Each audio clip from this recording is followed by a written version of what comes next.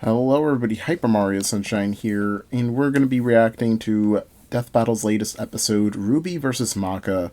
I did already hear about the spoiler of next time for this episode. I won't say what it is now, and also I'm going to be recording without my camera today because I honestly don't feel like it. I already was put in a little bit of a bad mood earlier today without further explanation, but let us begin. This is Death Battle's 200th episode. Ruby Rose versus Maka Albarn. The battle of spunky teens with oversized gardening tools. He's Wiz and I'm Boomstick. There we go. I'll have to change the volume there. Armor and skills to find out who would win a death battle. See, I never really watched either RWBY or Fairy Tail before. All I know is that both of these series weren't in Death Battle before, and RWBY's creator Monty was a big inspiration for Death Battle. Official VTuber. Little Red really wanted nothing more than to be a huntress. Her dedication paid off. Admitted into Beacon Academy 2 years ahead. But I never really watched either. I do like matchups from these two series. One of my favorites for Soul Eater specifically is Black Star versus Zeke from Xenoblade Chronicles 2. RWBY made Crescent Rose herself. It's like a dance between Grim Reaper's Choice and a bolt-action sniper rifle. A dance is fitting, as huntsmen are locked in a never-ending waltz in their battle with the Grim. Blade can rotate 360 degrees, forms, scythe, sniper, war scythe. Flinging and moving it exactly how she wants, despite it being, like, bigger than she is. How does she do it? 7'2", damn, 2 feet taller. Well, she might not need to, given the strength of her aura. All living beings in Remnant have an aura, except dark creatures like Grim, though not all of them can utilize it in combat without extensive training. See, aura forms a barrier that blocks fatal blows and even heals wounds. It can make weapons stronger too. When RWBY slaps a cartridge of dust into Crescent Rose, her aura lights up nature's wrath in man's hand. Dramatic, but accurate. This dust represents the base. Interesting. I do know some people in real life that have watched either series, but I think more people. I know more people that have actually watched RWBY more than Soul Eater. Yeah, Silver Eyes, the big thing that's not really fully delved into quite yet. RWBY's dust should be comparable to Whis, who survived a 3.6 kiloton explosion. I think they kind of calced that back in, like, Mitsuru versus Whis. She was appointed the leader of her own group, with White Steve, Lake Belladonna, and Big Sis Yang Xiaolong. Oh, I get it. Team RWBY. But RWBY's hope for many yeah, the years W of makes the living with U her sound friends in would be RWBY. dashed as evil machinations spread like wildfire. And with a flash of silver light, Beacon had fallen. RWBY's friends? Dead. Her school? Yeah. Wrecked. Her sister? Disarmed. All because of a lover's spat that went way too far. Salem saw the world divided, and it was time to say goodbye to any happily ever after. But RWBY wouldn't give up like that, so she set off to change the world. Yeah, I know some stuff about RWBY, like some of the characters dying, or like Yang, for instance, losing one of her arms. The world like her fairy tale heroes. All she did is what she's always done, and never stopped moving forward. Because Crescent Rose wasn't the only thing she needed. She had to improve her semblance, too. Right. While aura is essentially the manifestation of one's soul, the semblance is an expression of their personality. Oh, they're using It's a superpower Glinda for the little animation there. A teleport? What is she doing exactly? Close. This is Petal Burst, a mixture of speed, teleportation, and intangibility. RWBY can rocket from one point to another in milliseconds. By literally bursting into petals. Sort of. According to Best Robo Girl Penny, RWBY's semblance is Is she extremely Best Robo complex and Girl, varied. though? It involves breaking her body down to its molecular components before zooming off in complex paths, negating the laws of mass entirely. AKA Super Speed Plus. And Nora is Best Girl. RWBY's Petal Burst is so quick it can make flying missiles look completely still. Good luck tagging her with a bullet. Or a breadstick. She is certainly quick enough to give Emerald and Mercury a hard time, and they've dodged actual lightning. She's faster than Mach 77. Keep up with the most cringe faunus of all. Adam Taurus. Well, he did draw his sword fast enough to parry an actual particle beam. In real life, such a beam is created by accelerating charged particles to just under light speed. So, Interesting. That's impressive. With such a powerful ability, So they are giving them, like, at least sub-rela or relativistic speeds. the fate of Remnant across the world. To her friends, she was a beacon of hope. Well, yeah, because she's got one more superpower. Her silver eyes. Just like her mom, Ruby inherited them from the God of Light as a weapon against negative anti-life energy, like the evil goop Grim spawned from. Just a wink and blam. Sayonara, Dragon of Darkness. But Ruby's skills didn't falter after her time at Beacon. As she journeyed across Remnant, Alright. she leveled up to Decapitated Giant Nevermore, defeated Torchwick, Cinder, Harriet, Team JNPR, Curious Cat, met Superman and Ragna the Blood Edge. Our first Blaze Blue reference in years. Decimate the whole city of Mantle. Man, these are some pretty powerful auras. Though it's important to remember, Ruby is only 17 years old. The weight of being a leader, a savior, and a huntress like her mother would get heavier and heavier and heavier. She got over it. Look at her go! Taking Crescent Rose firmly in hand and sending a message of unity to the rest of the world. Ruby had finally left the fairy tale behind, taking one more step toward the day we've waited for.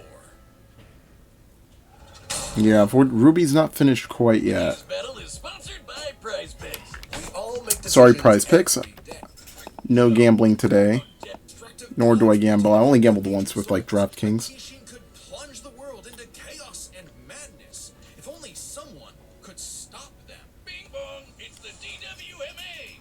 Welcome to Death Weapon Meister Academy, where death rules. Literally, his name is Death. Here, Lord Death tasks humans to become spiritually talented meisters of demon weapons. AKA people who are also a weapon.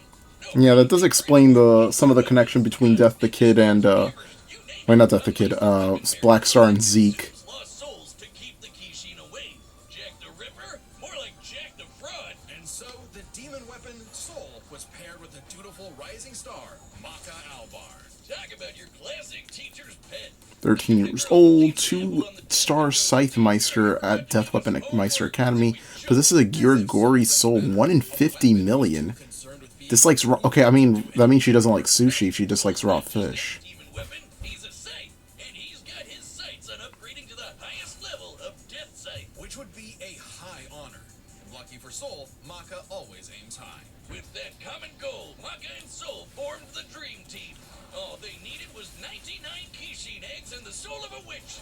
Easy, right? Maybe, since Maka is extraordinarily perceptive at spotting and examining souls. She can detect spiritual presences from millions of yards away, and can discern its nature, stability, and emotions. Time for class then. The two trained hard, but their styles kinda weird. Okay. Hopefully this is at least better than the last Soul Eater episode. I wasn't really the biggest fan of Venom versus Krona. Maka's the Meister, Soul's the weapon. I just felt like Venom wasn't really, you know, Venom. Felt more like Carnage at some points. Without total cooperation.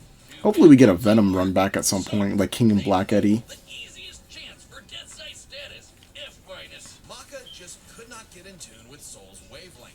She was skilled, sure, more skilled than most. Keyword, most. There were plenty of rivals showing her up, like Black Star and Tsubaki. Really puts a damper on the straight A's when this show-off is doing better than you. It was up to Maka and Soul to improve their teamwork through Soul Resonance. What I said about wavelength wasn't metaphorical. Rather, wavelengths are the means with which Meister and weapon draw strength through each other. Think of two wavelengths as different emotional amplitudes that must merge at one alignment. If the Meister's the guitar and the weapon's the amp, then they create a feedback loop to increase its frequency. I like how they're using, like, actual, like, footage from, like, that episode or whatever. Again, not really familiar with it. Could be, like, one of those, filler episodes that aren't canon. A big energy strike that puts the L in evil. As the name implies, it works especially Soul well Perception, with Soul Resonance, Maka Chop. I'm guessing it's like one of those, like, meme moves that, like, the main character has, kind of like Lucy in Fairy Tail with the Lucy kick. Gets her the power of purity or whatever. Maka and Soul were becoming a synchronized unit, though one would sometimes need to rein in the other's idiotic habits. And the other guys gotta stop their annoying overthinking, Wiz. But everything changed after a, with Krona, which nearly killed Soul.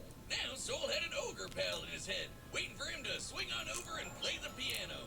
Yep, Soul got infected with black blood. Black blood was specially brewed as a weaponizable blood. It hardens and strengthens its user's body, inside and out, increasing their physical ability. Interesting. It can even block blades with their bare skin. Too bad it comes with a little side effect of madness with a capital M. A force of fear and sadness all living things possess, which threatens to ruin the world.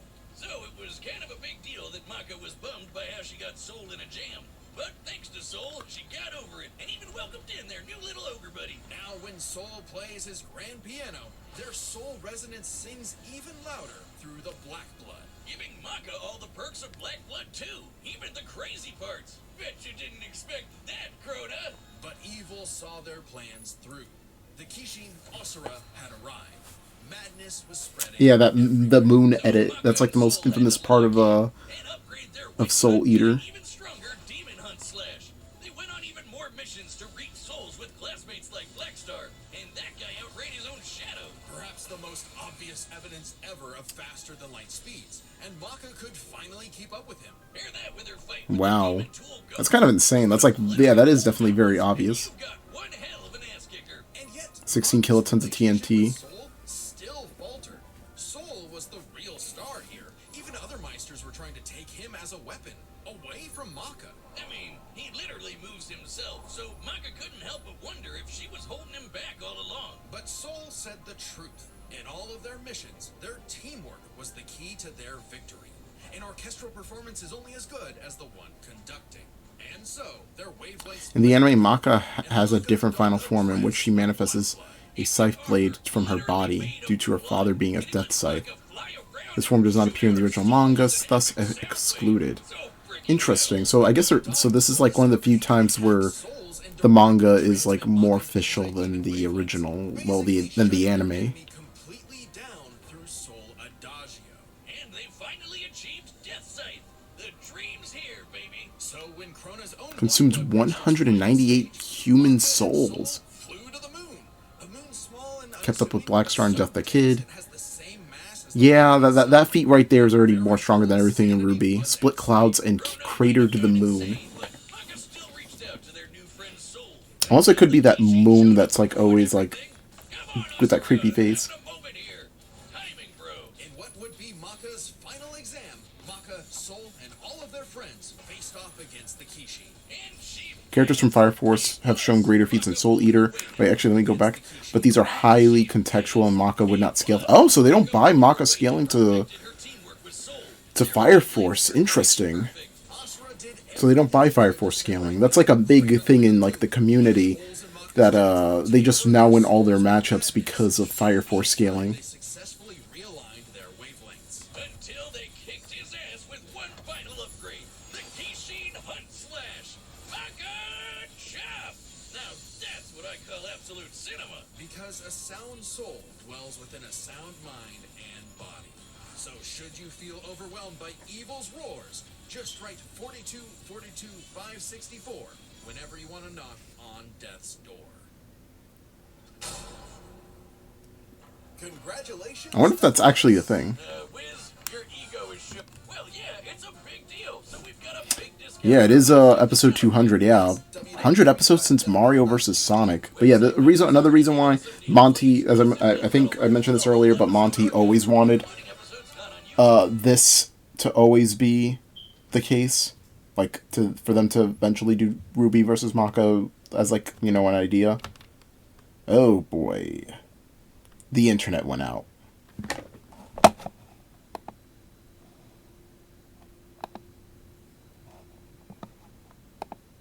Hold on just a sec. Alright, so I found out that my internet provider was doing some sort of big maintenance right now. So I decided to just hop on my personal hotspot for the meantime. So I do apologize for the random cut there.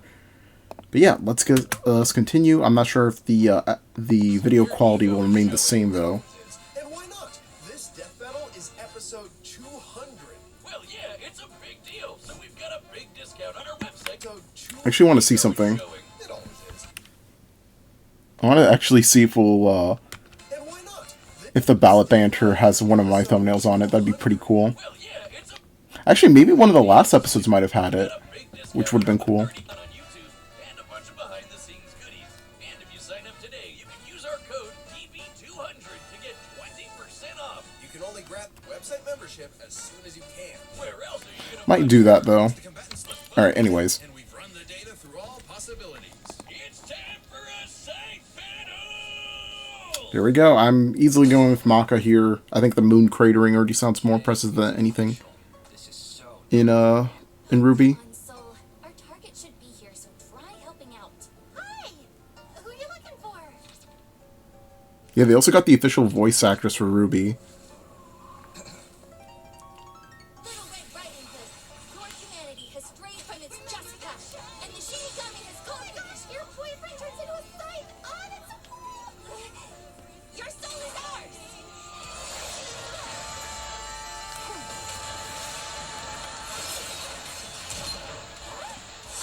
I like my soul things.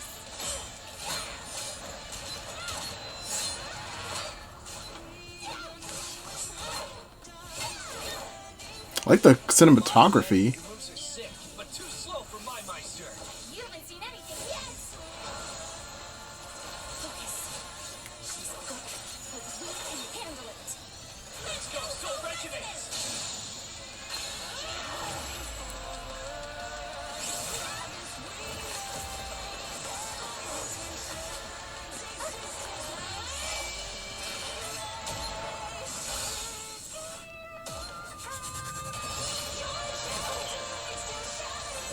It's a lot. It's very clean. I love the shadowing and lightning of it. Stop hitting me. Get back here.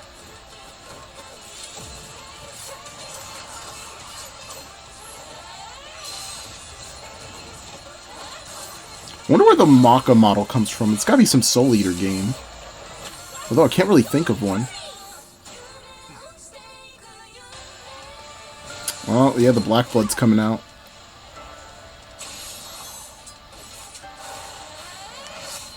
Interesting. Her soul forms a barrier. Try helping out. Relax.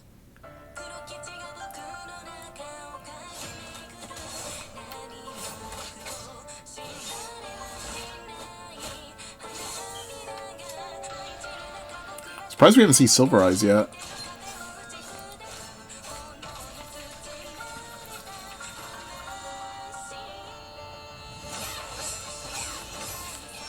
Sorry, but I'll never stop fighting. I'm Ruby Rose, and I am a huntress. Soul Adagio. Ruby! The wavelengths. Damn it, she's... Stay strong, Maka! You got this!